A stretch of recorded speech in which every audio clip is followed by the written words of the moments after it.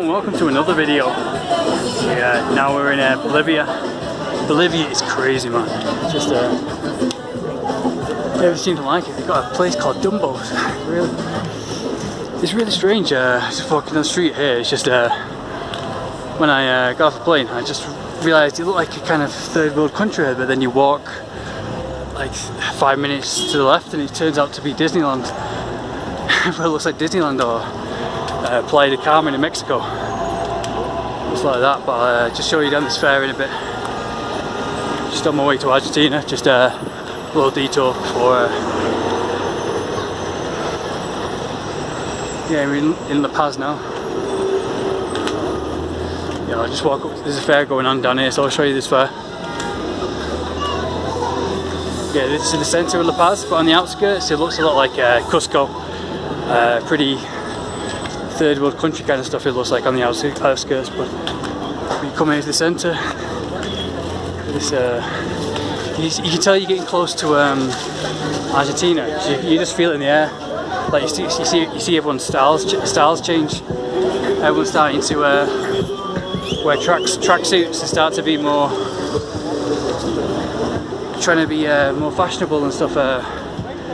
Not fashionable, but you know, like the basic winter gear. They have a winter, so they really cover up. You can tell the fashions are kind of changing from Peru, from north. Like from more north, it's more like Brazil. It's more just shorts and vests all the time. Obviously, because in Brazil it's really hot. But yeah, you can feel like you're right next door to Argentina. It just has that feeling. It's really hard to explain. It's like the feeling in the air, the kind of tension about status quo and fashion and everything. You feel it in the air. I mean, that's what I like about Peru a lot, because Peru is just so laid back. I've never been more at peace in my whole life in Peru, but like they say, rough times make diamonds. You know, so yeah, that's why Buenos Aires it's kind of tacky sometimes, but kind of stinky in the centre. But if you go to the left, you got like 5 minutes into Palermo Soho, and it's just absolutely heaven. This reminds me a bit like downtown Buenos Aires. Yeah, you can just feel it in the air. It's this weird kind of feeling, like as you go more north towards Colombia and Cusco and Lima is so relaxed and so at peace. Like everywhere you go, everyone's like, hey bro, hey man, how you doing, dude? And like just welcoming you and giving you hugs and everything. It's really great. Yeah, but here you start to feel the tension in the air. You start to feel the status quo. I think maybe because I don't know, Argentina wants to be more European because the Italian ancestors, and I think that means being cold and stuff, but it isn't. But everyone changes with the environment. Like you have even like in Manchester, like the weather and the pollution, it affects you and it changes your mood, and you can't help your environment wherever you're born, you know. That's what Rio's kind of the opposite. You'd expect Rio to be really laid back, but it isn't, because it's like heaven and earth.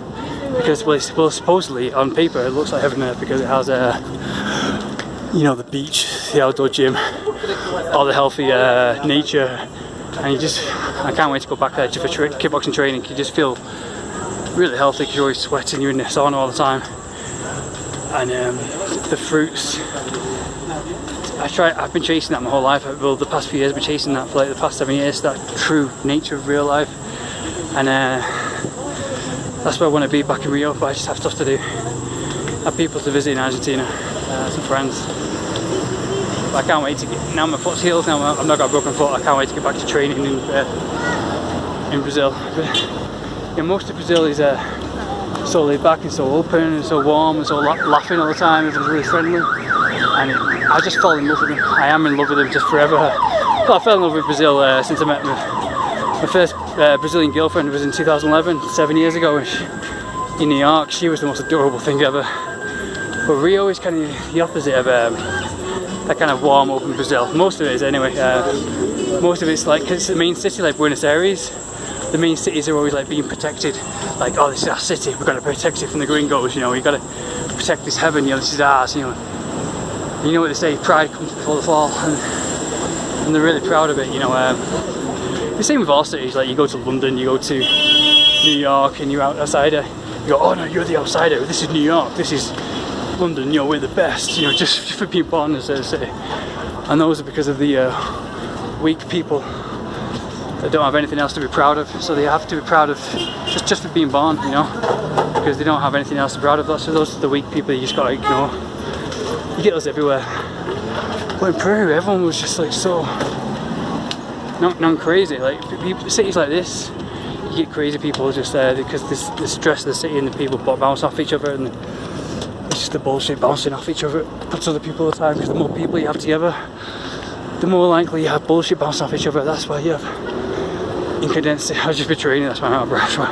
In condensed cities like New York, or you have people getting really violent, and because the more people you have together, the more bullshit you have. Because everyone lies, everyone's trying to chase sex, fame, popularity, all that fake shit, you know.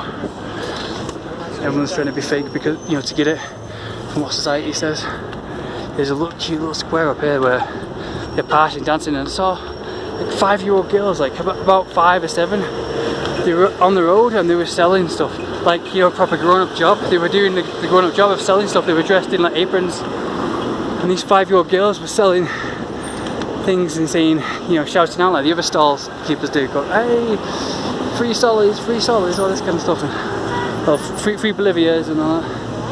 And it's really adorable because they're just like cute little kids, like especially Cusco and Lima.